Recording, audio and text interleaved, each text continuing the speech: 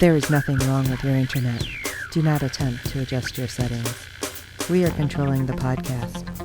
We control the squealing and the screams. We can make your heart flutter, your eyes blur from tears, or sharpen your mind to crystal clarity. For the next hour, sit back. We are in control of what you hear. We repeat, there is nothing wrong with your settings. You are about to experience the awe and mystery known as the female mind. You are now entering the Fangirl Zone. Welcome to the Star Power Podcast on the Fangirl Zone, a podcast where we discuss Stargirl on the DC Universe streaming service and the CW channel. I'm Dave. I'm Carolee. And I'm Steve. And we're going to be doing a little catch up as we're going to be covering episodes 1 through 4 of Stargirl. Here's a quick series synopsis for you. Stargirl follows high school sophomore Courtney Whitmore, who inspires an unlikely group of young heroes to stop the villains of the past. This new DC Universe series reimagines Stargirl and the very first superhero team, the Justice Society of America, in a fun, exciting, and unpredictable series premiering in 2020. Produced by Warner Brothers, television Mad Ghost production, of course, and good old Berlanti Productions. They're everywhere, all over the CW and DC. Yeah. And we're the better for it. Absolutely, we are.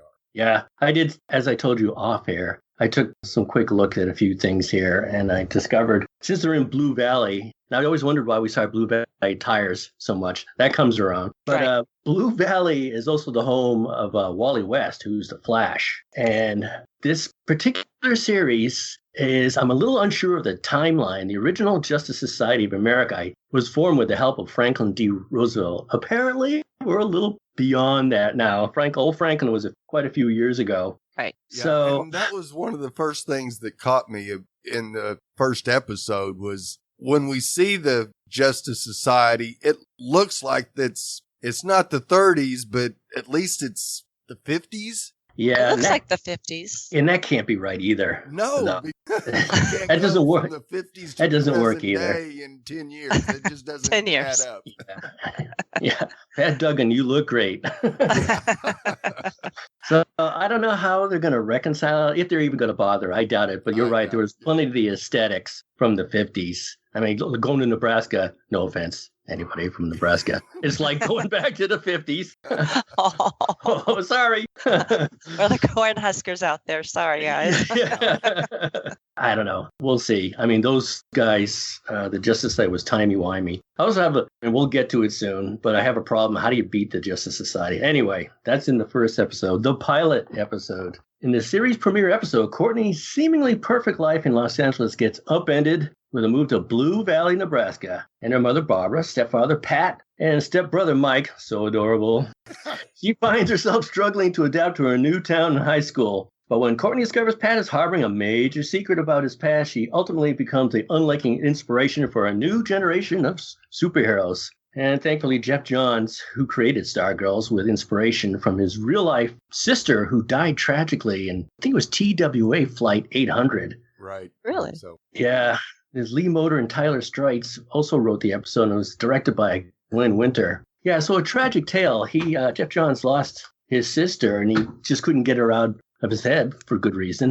And Right. so he was inspired to create a superhero Stargirl, and I have to say, she was a smash hit. And now this TV show. So I was thinking, it is interesting. It's kind of sad. I mean, come on. Yeah. We start out with the demise of the Justice Society of America. We see a big fight and in a mansion.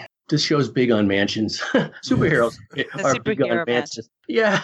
Pat's driving to it in his, I don't know, is that a Chevy? Yeah. First Corvettes, I believe. Man. Yeah. Dad would know that. They have some nice cars. Even the current one, really nice. And of course, they have a Mustang, a 66 Mustang in the show. When he arrives on the scene, his buddy, Joel McHale, always good to see him, doesn't want him there. He's trying to get him to stay away. And there's a major battle going on with the Injustice Society and the Justice Society. And again, in the comic books, I have a problem with the superheroes losing so handily. I mean, a guy that can throw icicles, come on. Brainwave, yeah, you can control your brain, sure. And if there's this super strong, deranged character like Solomon Grundy, who I also learned was formed because the Joker was experimenting with some toxin on him. That's one story I read. Anyway, there was a green blast that came through the roof as Pat arrived, and everyone thinks that's Green Lantern, the original Green Lantern, Alan Scott, I believe, who's one of my favorite characters. I really love the Green Lantern story. And it sparkled with flame everywhere. And that matches kind of what Alan Scott was all about as the original Green Lantern. Had a lot to do with flame. He survived a train crash by grabbing onto a lantern. And they used really candle lanterns back in the 30s and 40s when the original story was from. And that's what turned him into Green Lantern. It was like magically possessed or something like that. Power. Yeah, they didn't show what happened to him in that fight. It shows Pat stepping over a Sandman who's apparently dead. Wildcat is thrown out of the house, not via window or door, just through the house. And let's see, who else? Of course, Starman's in there. Dr. Midnight, there was a Arrowman, Brainwave. Yeah. All of them were fighting against each other and didn't look so good at all. Yeah. The Green Lantern and his power ring is supposed to be the most powerful weapon in the universe, especially for the Silver Age one. So how do you beat that? I mean, really, it doesn't show you. They have Dr. Fate was a member of the original Justice Society of America. How do you stop him? We've seen hints from him from the Jim Corrigan series. What was that? Was on for what, a year? And now he's on that other CW show. Well, okay. He was the Spectre. Right. He did. Oh, that's right. And I don't know, how do you defeat the Spectre and the Dr. Fate when they have mysticism and magical powers? That's something else they skipped on. Anyway, I digress. Dad didn't come home that night. Starman. They managed to get away. Solomon Grundy chased them down. They crashed. Starman dies after getting enough breath to diss his best friend and partner. That was so wrong. He goes, yes, I need somebody to carry on my legend, although it won't be you. Yeah. Didn't we just see that in the show, Steve? Yeah, I'm thinking of a successor, but not you. Yeah.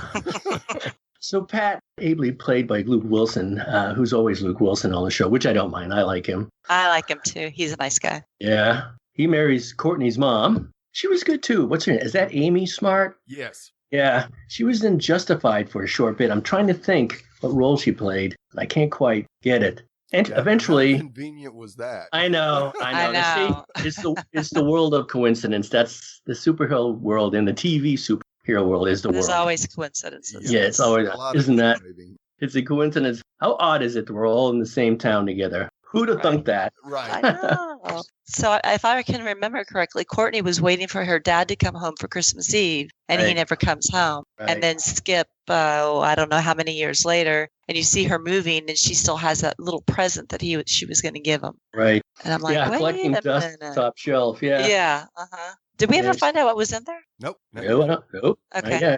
Okay. I wonder. So she's being a curious 15-year-old, and she digs around the basement, and the cosmic staff speaks to her. And the funny thing is, it kind of does speak to her. It does. I thought it was like, is this thing talking? I can hear it kind of warbling. Yes, that's exactly how I characterize it. It warbles to her. It kind of echoes what she has to say. And one of the cutest dynamics is between her and the staff as it jerks her around, pulls her up there, kind of demonstrate what he wants her to do, like practice or behave or follow me, stuff like that. That's good. I hope they keep developing that to see where it's going. I like seeing that. She was on the top of a roof of a building, and we learned earlier that when she went to her new high school that they did not have a gymnastics team, and so she was kind of using the staff as like the uneven bars, and she was using her gymnastics skills. And I thought that was kind of a cute way to bring those two together.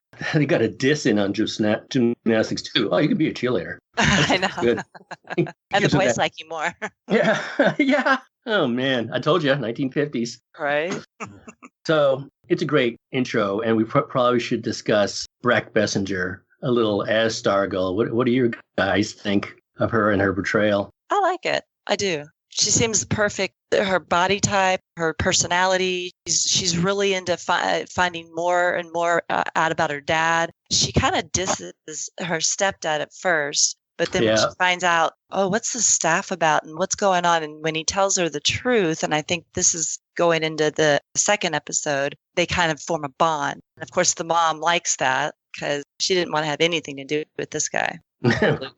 Mom hasn't discovered yet that they have a secret going on. I don't know how long they can keep that a secret. In TV land, these secrets seem to last forever when it's friggin' impossible. It's just like Fringe. And you're my dad, or wait a minute, you're not my dad. The TV audience was like, finally. I know. We've known this for years. Come on, guys, get it together. Yeah, she is cute. I wonder, she does seem to be pretty athletic, and we learned to, it looks like Yolanda's pretty athletic too. Let me get her name real quick. Yvette Monreal. So you're right. There seems to be a bit of the gymnast in Breck Bassinger. Right. And I like I was almost said girlish, but youthful, probably a better word, enthusiasm. And being a kid with superpowers, she's just like all gung-ho and so spirited. I think it had something to do with finding out her dad was Starman, and she wants to carry on her dad's legacy. Yeah. And knowing that he just didn't abandon her and her mother. That's a big part of it right there. Mm-hmm. She's a little stubborn, and I'm enjoying the interactions between her and Pat, because Pat knows what's going on as far as the past goes, and he doesn't want her to get hurt. But right, yep. Like you said before, there's a theme here that once she's determined that Starman was her father, she wants justice. Mm-hmm. How do you suppose Pat didn't know or didn't put it together that Courtney was? I think know. He was using two different aliases. Yeah, Sylvester and then Sam Curtis. Yeah. But the picture, I mean, just the fact that she had a locket, and then she finds the picture, and she immediately goes, "That's my dad." Yeah. Did she show Pat the picture in her locket? I think she finally did. She goes, "Oh, come on, guys, look, really?" Yeah, really. And Pat still denies it. Mm-hmm. I know. Yeah, he but does. But since the staff kind of goes to her, he can't deny anymore. I mean, the staff is like talks to her and helps her with her doing gymnastics and whatnot. And then she's like, "How'd you do that?" "I don't know. It just came to me." Yeah. Is it alive? And the legacy connection again. Mm-hmm. I like how Luke Wilson's superpower, or for Pat, is wearing angst on his face. He says that pained look like, did you just have a bad burrito or something? He always looks so worried, which is endearing. It is. Speaking of superheroes, the little brother or the brother in that, Mike, I think his superhero skill is Pop-Tarts, or at least consuming them. Yes. Cookies and cream Pop-Tarts. Any junk food. Yes. And Cheetos. I saw that. He fed the dog Cheetos. I remember that. Oh, right. Yeah. His dog's face was all orange. Orange. That's fun. So staff gets her in trouble real quick. Yes. Yeah. Mm-hmm. They take off and go to a drive-in. See, 1950s. Oh, but they were watching Goonies, if you noticed that in the background. Goonies, of course. Love that show. Loved it. Like, oh, wow, look, it's Goonies. And one of the oldest stories in the world. Kids acting out, being bullies, and I guess the staff wanting her to intervene so she can discover what her true purpose is in life, in superhero life. And it doesn't go well for the boys, and it doesn't go well for a modern-day Mustang either. No. Not at all. And it's Mike, right? Yes. No, Henry. Yeah. It's Henry. Henry King Jr., his father has to find out what happened to the Mustang. And it's not cute, but he summons his son with his brainwave powers, and he tries to find out if his son has the same trait, and sad to him. Look so it. Huh? It doesn't look like it. No. Yeah, I'll give you a spoiler later. Anyway, he doesn't seem to have the same powers. Oops, I said seem. And much to his father's deprived, but his father decides to go out, brainwave, to find out who this girl is. He finds a burnt up school ID later on, and eventually matches it and seeks her out at the, they must have seamlessly endless type of school activities there. And they eventually confront each other. A battle ensues again. And in Blue Valley Tires, of course, he has a propensity for hurling things with his mind. Right. He'd probably be better off doing a Darth Vader throat pinch. That's true. But why do that when you can throw stuff around in the parking lot or tires? And so it doesn't go well. Stargirl is still a rookie. And as much as the cosmic staff wants to get her started. She's a little in over her head. But fortunately, Pat shows up in awesome fashion. I like the superhero fashion when you just like land. Right. Yes. They always right there. land the same way. I know they do. Pre-Hulkbuster. Yes, good. That's great. That thing's great. Gorilla in the front, it opens up. He's sitting in a chair. I know. You Love get this it. giant robot, and I'm like, Yeah, the that heck thing's is awesome. that? Oh, okay. Got it. Is there anything else you guys can think of for I think episode that's 1? pretty much where it ended. We find Pat in this gigantic robot suit. So, and the secret is out. He's Starman's sidekick. Yep, Stripesy. Stripesy. She gives him such a hard time. Yep. She does have a point with all the names. I mean, Yeah. the Justice League, the Injustice League. I mean, names, guys, names. So we get into episode 2 entitled S.T.R.I.P.E. After Courtney has an unexpected run-in with a member of the Injustice Society of America, Pat reveals the truth to her about her history. Meanwhile, Barbara is elated when she sees Courtney making an attempt to get along with Pat, not knowing the secret they've been keeping. Finally, things take a dangerous turn at Blue Valley High's open house night when Courtney becomes the target of a dangerous foe. Jeff Johns wrote the episode, which was directed by Greg Beeman. Classic duo here. Yes. Very much. Love the back of Pat's suit because it had that big Made in Detroit Made in grill. Detroit. I saw that. And a couple of convenient handles. Yeah. Wonder if he's going to modify it for a cosmic staff holder. Oh. Yep. Snap in. And we see Courtney in school basically getting stuck with the unpopular kids. Right. And they're not even friends. No. Yeah. Oh, And we're then they not just friends. sit together, right? Beth is the chatty one. Is she? Good grief. And the others don't say anything at all. No. Yeah, It's poor kind of little. sad. She Skypes her parents while she has lunch every day. Yeah, her talkativeness seems to be covering up for something. You know, she seems to be a happy kid, a little too happy, a little too close, a little too clingy. And that I think at some level she can sense that her parents are getting more distant as husband and wife, and from her too. We don't have the full story of what's going on in that husband and wife dynamic, but I think it seems like poor Beth is like acting out in relation to it. She can sense at some level that something's wrong and she's just overcompensating. I agree Seems with like it. Yeah. Definitely.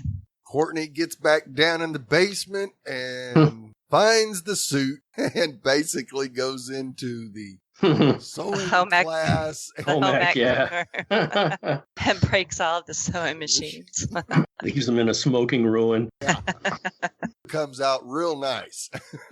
The original suit that I guess Sylvester used had a power belt on it that helped with his agility and a gymnast level. And because I guess the cosmic staff back in the day wasn't good enough. The belt itself had power. So it looks like in this iteration, we're not going to see any of that. In fact, the cosmic staff started out as the cosmic rod. It was just a little hand-sized thing that the original, what was his name, Knight? I saw that. Yeah, and then he improved upon it and became the cosmic staff after that. Let me see. Yeah, Ted Knight. That always cracks me up because Ted Knight was an actor. I played Ted Baxter, right, on the Mary Tyler Moore show. That's exactly who I thought of too. That totally throws me. Stop saying Ted Knight. Yeah. That is funny. Oh, good. So I think about this time, Pat's still trying to fix his suit, and fire comes out in all kinds of places. That Oh, we yeah. like to, not to Yeah. mention. I don't. Yeah. There always has to be a fart joke somewhere. Out in an Backfire. open field where anybody could see him. And I know. How convenient, Use Nebraska. that ejecting fist and Yeah. Takes Doesn't a look quite at work. it. Yeah, what's wrong with this thing? yeah. Punches himself in the face. Bam. Oh, that's hilarious. Yeah, that was definitely some good fun there with him trying to fine tune his machine. There should be a certain amount of fun in these shows, too. They can't be all gloom and doom and angst and legacy and pain. I like the little vignettes of funny stuff, and certainly Luke Wilson's good for that. He is. Yeah. Yeah. So they both end up with like cuts and burns and. Yeah. Yeah. And the mom's going, well, what happened to you guys? Fell down the basement stairs. Fell down the basement stairs. I know, they should have gotten their story straight first. Got to fix those stairs. Superhero 101, get your story straight. So. Yeah, even little Mike there looks at him like, what? What's going on? Something's not right here. You guys okay? Yeah, it's interesting that the pairings that they're going with here is Pat's stepdad and Courtney's the stepdaughter, and they're being together a lot, which of course makes the mom happy. Right. But, Yeah. It's something else is drawing closer together, like superhero crime fighting. Right, of course. Her stepbrother is just basically clueless. He's just plays video games much as he can. He's happy where his school, and he has friends. He's a big time kid in his school, apparently. Yeah. So he's like Chekhov's gun. You introduced him in the beginning, so he better go off at the end. Right. So he's going to find out. Yeah. Oh, of course. And he's like, anyone that finds out Spider-Man, that is so cool. Yeah. Shush. That was funny. Yeah. So, of course, during the episode, Pat and Courtney argue over looking for trouble. Because, of course, Pat is still not wanting her to be involved, and he wants to get the lay of the land first, but her youth is full speed ahead. We got to find these people and eliminate them. Yeah. And we have our open house, which doesn't go real well for our team, as Brainwave does finally find her. Yeah, I rolled into that a little bit with my episode 1 synopsis. Overexcitement, sorry. Yeah, no problem. And, of course, he does his brainwave magic on her and basically demands the staff or he'll kill her mom. Yep. So she's really upset. Yeah, that panics Courtney immensely. So she finds Pat and wants to definitely go stop him, but Pat says, nope, I'm going to do this I'll go on myself. my own. And he gets in his robot and heads out. Right. And it doesn't go well for him. Imagine that. Even that big robot against Brainwave is not really much of a match. Yeah, he needs to work up some type of shielding. Yes. For S.T.R.I.P.E. That would be good. Yeah. You need to do something with that. Upgrade a little bit. Makes you wonder how Superman can't see through lead, classically. And it also makes you wonder whether the Justice League of America exists in their world, too. I mean, if they go to Blue Valley, where Wally West is from, he's pretty contemporary superhero. So I wonder if he comes across some type of science available from the superhero era of that time, our time, and he'll be able to make that suit brainwave proof, because he's coming back, too. He would have to. Absolutely. Oh, yeah. Yep. Of course, Courtney refuses to follow her stepfather's demands Orders. And suits up and joins the battle. And says, I'm Stargirl, and that's my sidekick. He's shaking his head inside the suit. Please no. So we kind of got a reverse of the way the first episode ended, when Pat showed up with Stripes, and then got a little overpowered, so he goes it alone, and then she shows up. So stronger together. Yep. Just as Brainwave gets the upper hand on both of them, the staff gets him. Yeah, weird. Puts him in a coma. The staff, as originally characterized, was made to harness the power of stars, like stellar matter or stellar energy. Right. We haven't seen an explainer for that in this show yet, or how powerful it really is supposed to be. But, we'll see. But whatever he did to Brainwave, yikes. Yeah. Yeah, his ears were bleeding and messed him up pretty well. I don't know if you guys remember from the first episode, but when she first finds the staff, I saw the stars lining up in a certain pattern. Yeah. Didn't know if that pattern meant anything to you guys, but... Nope, it doesn't. Okay. Yeah, it didn't ring a bell with my constellation knowledge from when I was her age. But right. It's been a while. Only in that the stars are aligning, as you said, and things are coming together. Said. Yeah. So next we find Brainwave. They said he had a seizure. Yeah. And he's in the hospital. Basically, his mind's short-circuited. Let's hope because so, it's staff. Yeah, right. But I think that's about the time that Pat actually starts to believe that Courtney is Starman's daughter, and thinks she gets a little dig on his name. Was it S.T.R.I.P.E? Yeah. Let's just go with S.T.R.I.P.E. Yeah. Subatomic Tactical Robot Pat Enhancer. Yeah, Pat Enhancer. I like that. Pat Enhancer. That's better. Yeah. It's a little long, but... Yeah. It's cute, though. Mm-hmm. Again, it shows the energy of a 15-year-old. Their idea of fun is a little different. So he's in the hospital. Henry, I believe Henry Jr.'s checking in on him every once in a while. Yeah. We'll get some more on him in the next couple of episodes. So are we on to episode 3? Does you'll have to clear this up for me. Does Pat go to visit in episode 3, or was that part of episode 2? Episode 3 being Icicle. I think it was the beginning of episode 3 where he goes in and checks. Okay. Brainwave. Yeah. But what I'm trying to remember is, how does she find out that Icicle kills her dad? I forgot. Pat told her. Yeah. Yeah, Pat told her. Because she was thinking that Brainwave did, and no. Yeah, that was kind of a big out by Pat. Yeah. At first, he's trying to shield her from everything. Like, you got to be careful. You got to stay away from these guys. I'm not sure who's in town. Oh, by the way, Icicle did it. Yeah.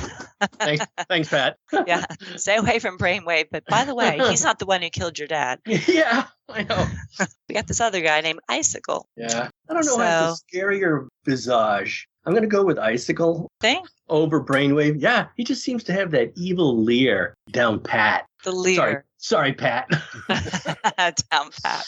I mean, really. Yeah, you can look over. Carolee, you should remember the actor who plays Icicle. Icicle. He looks so familiar, and I couldn't place him. I could not place him. Was it Headless? Yes. No way. Oh, my goodness. Well, he had a head. Yeah. So that's what confused me. But yay, we got some Sleepy Hollow in this. This is great. I like that. So are we on to episode 3? Yep. Sure. Okay. Icicle, episode 3. After a dangerous run-in with a member of the Injustice Society of America, Pat warns Courtney to back down from her attempts to go after them. But when she encounters what she believes to be a message from one of them, she urges Pat to help her. Meanwhile, Barbara makes strides at work, which impresses her new boss, Jordan McKent? McKent? Okay. So this Michael Nankin directed the episode, and it was written by Colleen McGinnis. So Icicle comes to town. Yeah, who's the man? You guys know the Killers at all? That song, You're the Man? You're the man. You're the man. I'm the man. That's a song when Icicle was marching through their secret. Who's the man? I'm the man. I'm like, who did that? I've seen the Killers in concert. I had forgotten they did that song. And it was it's a little disco-y, kind of. But that was perfect for him. That was. So we get this flashback with Icicle. 8 years ago in Nebraska, we see Jordan, Icicle, and a young Cameron, and his wife is dying. And it's really sad, and we don't really know what happened to her, but it seems like as the wife is dying, she gets her husband, she gets to tell him, can you please fix this country for our boy? And if anybody tries to stop you, you destroy them. This is what Christy was saying. Christine, you mean like Stephen King's Christine? Holy smokes. Yeah. Maybe. It makes you wonder what she got into. I wonder if you said something earlier, Steve, about a toxin. Right. It was a toxin. That's what I heard. Yeah. Chemical poisoning of some sort. I wonder. I want to hear the backstory of this. If Solomon Grundy came from a toxin that had something to do from the Joker that turned him into the monster that he is Maybe today. the same thing happened to Icicle's wife. Maybe. Or she experimented with something that the original Dr. Midnight was working on, or the original Power Man, because he was into chemistry too. Wasn't he a brilliant chemist? Yep. Yeah, so I wonder. How everything dovetailed together in these shows. Maybe she got too close to something or exposed something that didn't fit her DNA. Right. Because it does look like she has a cancer or something like that. Yeah. But in the present, let's see, Courtney, she feels better about herself. She has brainwave. She didn't want to kill him necessarily, but at the same time, he's out of the picture. Now she can concentrate on this Icicle guy. So she's going to school. She's feeling a little bit better about herself. She's kind of helping the misfits. If you kind of, the table that she's sitting at, some of them are enjoying the help, and some of them are like, no, you're just going to make more problems with me. So just leave me be. Your secret identity is kind of a mirror world. It's the face you present to the public, but that doesn't mean you don't have the same attributes. You can be kind to others or charitable, and that's who they make you up as a person and as a superhero. That's true. Yeah. So. No, I was going to say, it looks like the staff picked the right girl. Yeah. There you go. So at the hospital, Henry Jr. is checking in on his dad, and all of a sudden, I had to rewind it because I didn't see it at first, but the coffee cup to his side kind of starts shaking and moves a little bit. So I was wondering if Brainwave was going to wake up, but he didn't. But there's something going on there. I don't know that what. just proves that he's not completely out of the picture yet. Not yet, no. But somebody who does come in the picture is Icicle. He's the man. He has a wife and a son, and his son likes, let's see, what is his son's name again? I forgot. Goodness, Cameron. Cameron, that's right. Yeah. So Yeah, we had been introduced to his character in the high school, right? Right. And but we didn't know what his background was. no, Apparently, he doesn't know what his background is either. no, not at all. Right, yeah, because you kind of thought when we first saw him that he might be interested in Courtney. Kind of gave her that. Yeah, look. I think that'll still exist. That's possible. I can see that. Yeah, we'll see. Because right now, I think he's hooked up with I think this is in episode 4, but we see who he's actually hooked up with in episode 4. Well, you're killing me. Who is it? I think he's with Cindy, isn't he? No. Oh, really? That's somebody else. Brainwave's son. Yeah. Oh, okay. Gotcha. That's right. Because, yeah, we see her going after Yolanda and Courtney stands up for her. Right. 'Cause Right. The painting on the locker. Right. Oh, that's right. Right. Yeah. Flower power. Not what it Yeah. said at first. No, No, not at all. Not at all.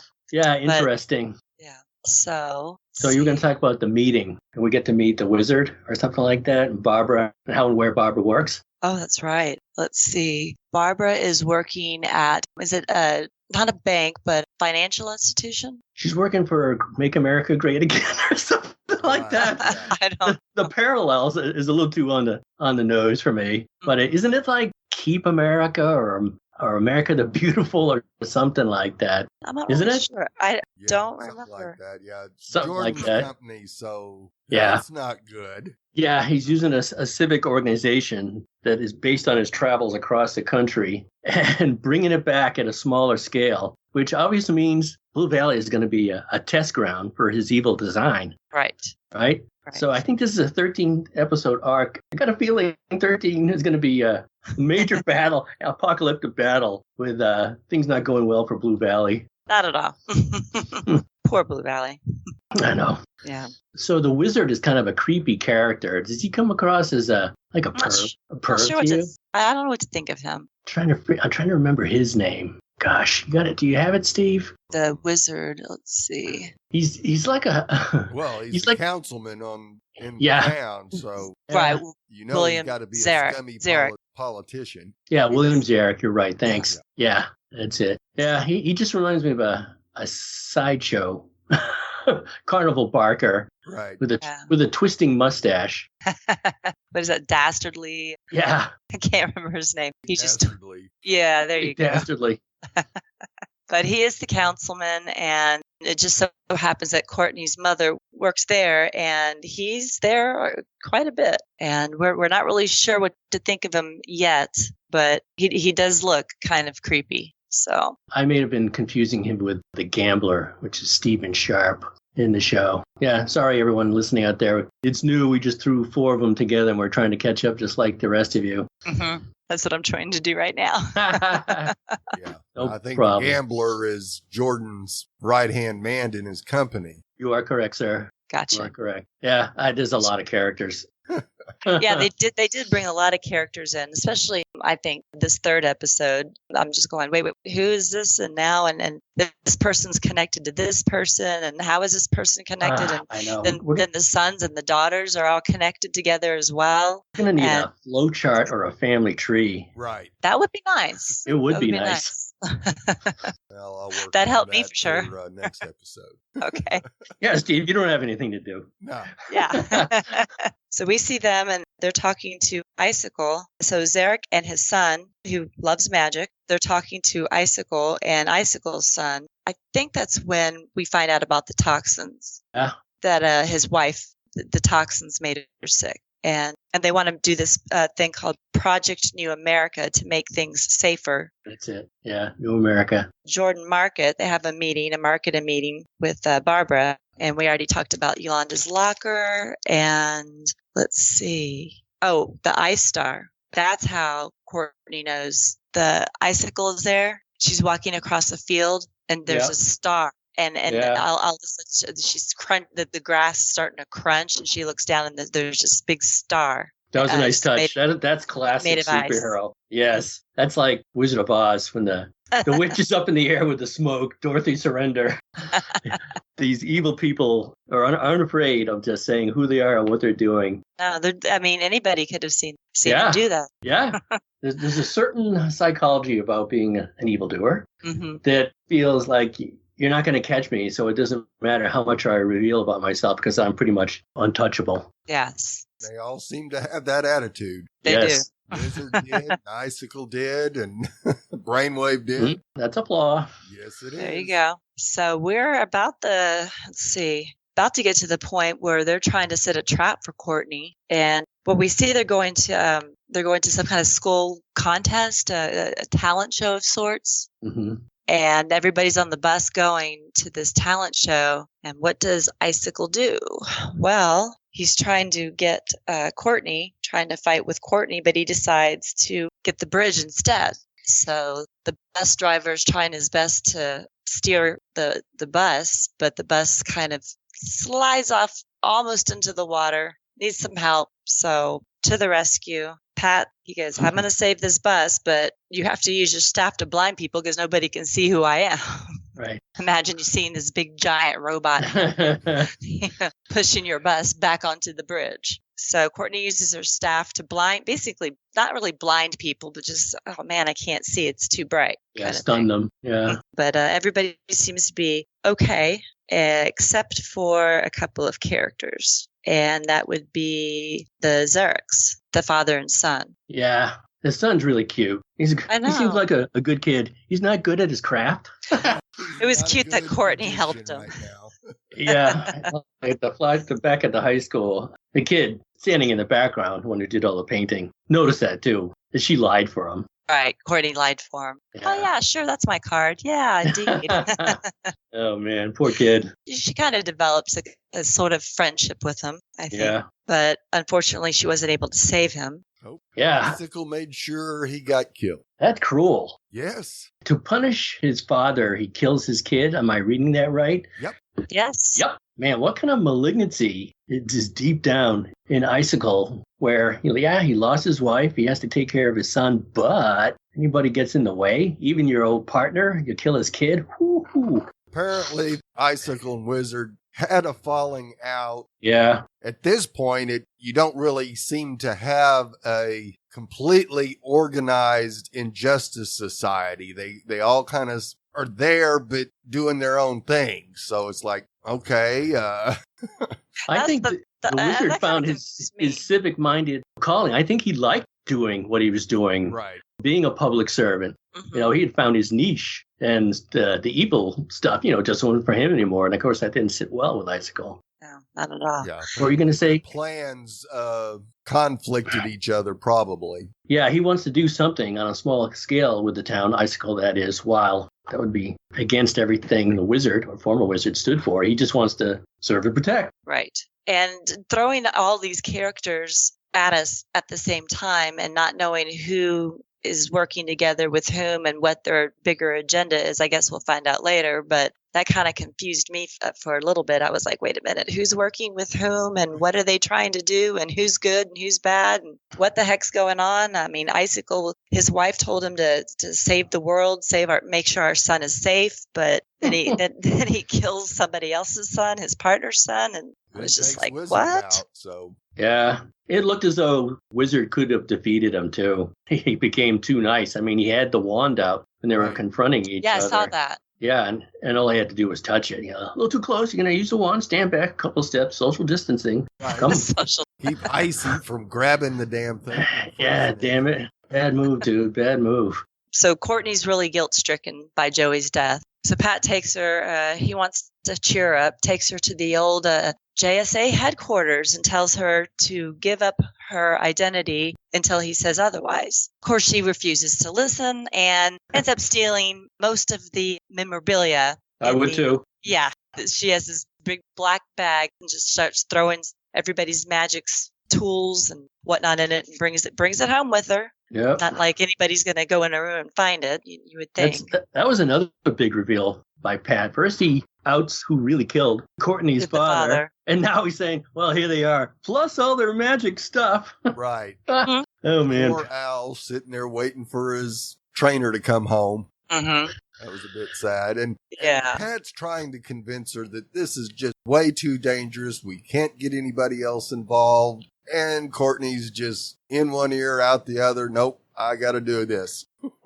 Yeah. Which doesn't make any sense why he would take her to the headquarters. Yeah. Because he's already seen her like, oh, no, I'll do this myself. Don't come, don't help me. And what does she do? She comes. And of course, she does help him. So she was needed. But she doesn't really listen to her stepdad very often. No. So Hourglass, Green Lantern, the goggles. I think the owl stayed there, though. I don't think the owl's going to stay there for long, though. Nope, I don't think so. I think as soon as that costume gets put on, the owl will be there. Yep. So we I get can see it already. Episode 4, Wildcat. After realizing that she needs the extra help, Courtney sets out to recruit some new members to the Justice Society of America, starting with Yolanda. Elsewhere, Pat's suspicion is piqued after a bizarre conversation with one of the town's residents. This episode was directed by Rob Hardy and written by James Dale Robinson. That was a good episode. I like that one. Yes, I this did. was a really good episode as we begin with Yolanda's backstory. He seems to be running for class president against Cindy. Cindy, there you go. And the whole family is behind her until things go horribly wrong, as of course she's been dating Brainwave's son for several months. Yeah. And as she's at home doing homework and preparing for this election, she gets a text from him and he wants something a little sexy from her. And she thinks about it. And I don't know if she's running for class president, maybe it wouldn't be a good idea to do this the day before. No. He preyed on her weakness. He said, I love you or love you. Yeah. She trusts him. And why not? Right. She has a loving family, a close relationship. Okay, it was a juvenile mistake. Yep. Right. But wow, she was betrayed. Yeah. And how did that Cindy picture come out? Got That's what I was thinking. picture off of his phone and onto hers so she could blast it to everybody. Yeah, I know. Magic fingers. He touches it once, and all of a sudden she's got it on her own phone. Right. There may be an answer for that. Yes. It would be a spoiler, and we're not there yet. Okay. But it would explain things. And I'm just extrapolating too. They really don't explain it, but when things start coming together, you're like, okay, Maybe it would. maybe it would. So, of course, this destroys her life. And we see Courtney checking out the old JSA toys. That was great. She's trying to picture who for what costume. And, of course, the pen doesn't do anything for her. So she just throws it in I know. a bunch of other pens. And you go, that's probably not a good idea. Not a What good if idea. Your stepbrother comes in your room and grabs it. Yes, And off. I know. Because Pat did say it was one of the most dangerous items Yeah. in there. Yeah. So for her to go, okay, doesn't work, throws Whatever. it on her desk. Yeah, we'll see that again, I'm sure. Oh, yeah. Courtney once again makes a new enemy of who I'm calling right now. Cindy is actually Ito's daughter. Yes, indeed. Yes. Spoiler alert, that we'll get more information on that later. Yes. It's not spelled out completely, but it's kind of like, I'll interject one thing from the last episode as it closed the Justice Society headquarters. We've seen that before. I think it was on Smallville. Right. Certainly Dr. Fate was on Smallville. He was a member of the Justice Society. And as Courtney was digging through the bag, there's no helmet of fate in there. So is Dr. Fate out there somewhere? I'm guessing. I mean, you don't see Green Lantern's ring isn't there. His lantern's there. It's broken. Right. And he uses it to recharge his emerald ring. But I got a feeling those guys made it. And they're, I don't know, maybe Dr. Fate zapped them to another dimension to save their lives. I wouldn't put it past him. No. Yeah, That's very that's true. possible. That is very true. Yep. Now, of course, Courtney tracks Yolanda down in the gym, taking all her frustration out Yeah, boxing. on a punching bag. Is she like the original Wildcat? Right. Everybody is dissing her. Her family's dissing her. The entire school is dissing her. And at one point, I thought Cindy did say something about my boyfriend. So is Cindy and Henry now going out? Yes. Okay. Yep, she's got her fingers all over him now. Magic fingers. Yeah. Magic fingers. And Courtney talks her into coming for dinner, but of course, when she mentions that to her mother, that's not happening. You're still grounded. And this has been months, I believe. Yes. Yeah.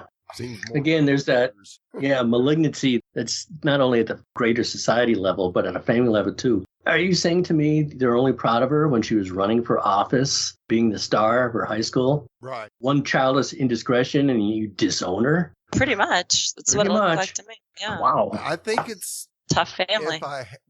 if I had to guess, it probably has something to do with their religion and what she did completely disgraced the family. So of course, because we hear Yolanda tell Courtney that they don't take her to church. Oh, yeah, that's true. Yeah. So I think that's where it's all rooted with Yolanda and her family, is that what she did was basically a mortal sin. And so they communicated her. They probably would have.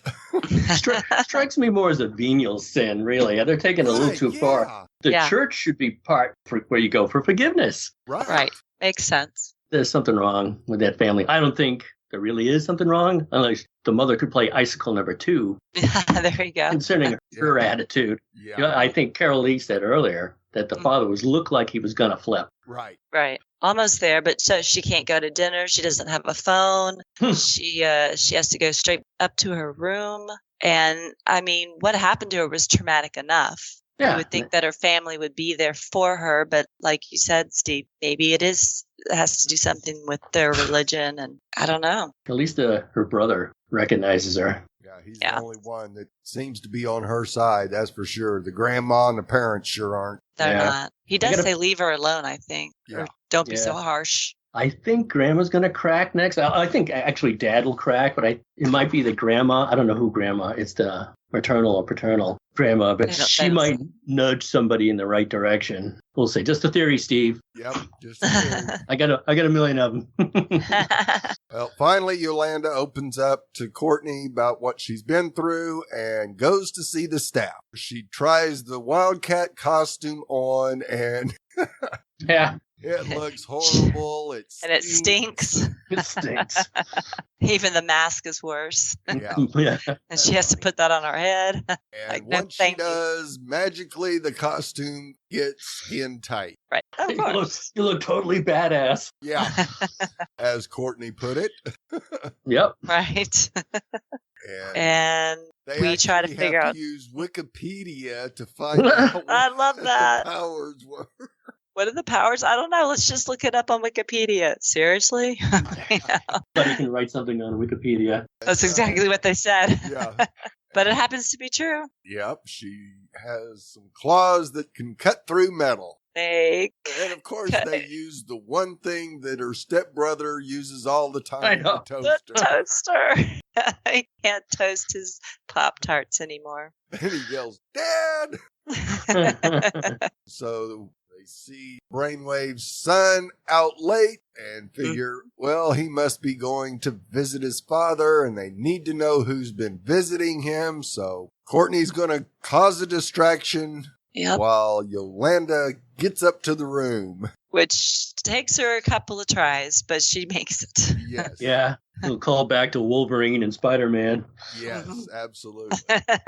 She almost falls because one of the bricks is loose. Right. Yeah. Her first attempt, Courtney's like, since conveniently there's radios in the headgear. Yeah. What are you doing? And she's like, I'm just hanging here. Hanging around. Give me a second. Yeah. Or 2 or 10. Yeah. And of course, with the brick falling, that happens to kind of alert a guard. The guard checks it. But fortunately for Yolanda, Beth is there bringing her mother some food. And again, her mother looks annoyed. Yes. Yeah. That's my best friends. And she doesn't seem to, I mean, I think that was a sweet gesture, but maybe she just does it too much, does it all the time. Yeah. They want her to make her own friends. Or there's something else going on. Something else going on. Maybe not sinister, but something wrong. Yeah. And we see Yolanda make it into the room, and she gets the claws out as she's really thinking really hard about taking her ex-boyfriend out. Henry Yeah. Jr. Henry. Yeah. But, Yeah, that was the little yikes. You're really going to slice this guy up? So she Yeah. sees he's crying. yeah. And then a nurse walks in, so she has to hide. He's behind the door. Yeah. I know. You're learning, kid. You're learning. Yep. Well, and Yolanda asks how long Courtney's been doing this, and Courtney kind of goes like, a week? A week. A week. Yeah. Did your dad show you how? Not really. Stepdad? No. Why am I listening to you? The information that we're looking for, but of course nobody's signing in. Except Yeah. I do see somebody walking in. Yeah. The high school principal comes in with a violin, plays it, but I think she was expecting Brainwave to wake up. Yeah, I think so. Some type of reaction from it. Right. Something. But there doesn't wasn't get that. any. Yeah. Once they get back to Courtney's house, Yolanda says she wants to do her first before she can do Wildcat. Goes home, stands up to her parents. They And that's still a no. Yeah, still a no. her down big time. Wow, cruel. Of course, Courtney had already gotten into her room and left her the Wildcat costume. With the cute little drawings. Yes. Yeah, the little kitty I cat. need you. Yolanda is in for good now, it looks like. Looks like. Hey. Check in on the ISA as we get to meet Dr. Ito. Yes. Wow. Who is pledging his allegiance to Icicle. And he has a machine to be built. And he needs somebody's body to do it. Well, Yeah, I can I don't borrow know his if it body? I don't know if it was he needed the body or he wanted the body. Yeah. Because That's- apparently him and Wizard didn't get along too well. And Maybe he just wanted to get rid of it. yeah, maybe he wanted to do certain things to it is what I was thinking. Was I kind of freaked out Icicle a little bit. He just gave him a look like, okay. if it gets my machine, whatever you need. Yeah, Yeah. don't want to know. Go ahead. Go nuts on that. Yeah. And of course, he has to mention his daughter. So that's where I put 2 and 2 together that this has got to be Cindy. Right. Yeah. Well, she's not wearing that Cruella de Vil stripe in her hair for nothing, you know. Oh, of course.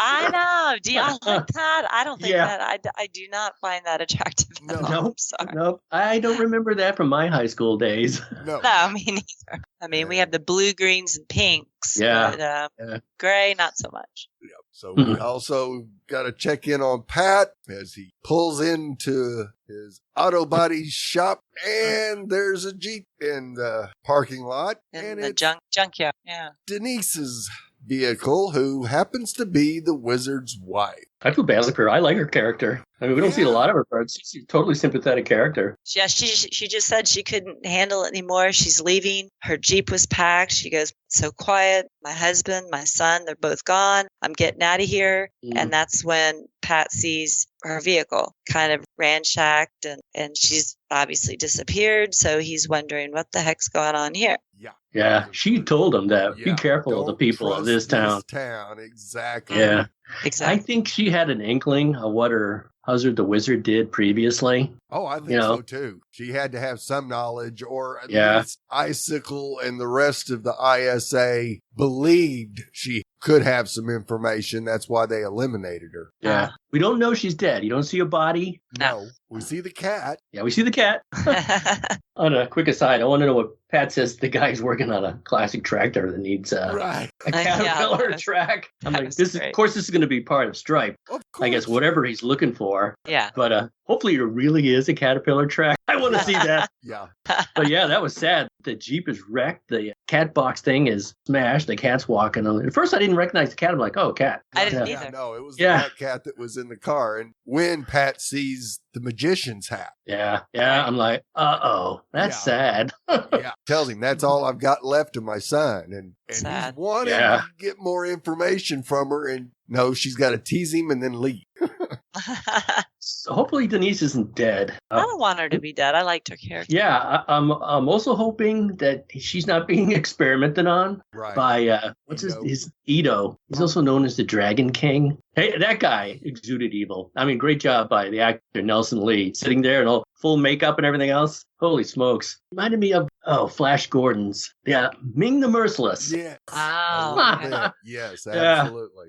And you catch, because he's got the head covering on, and every once in a while when he turns, you get to see some of the scales. Yeah.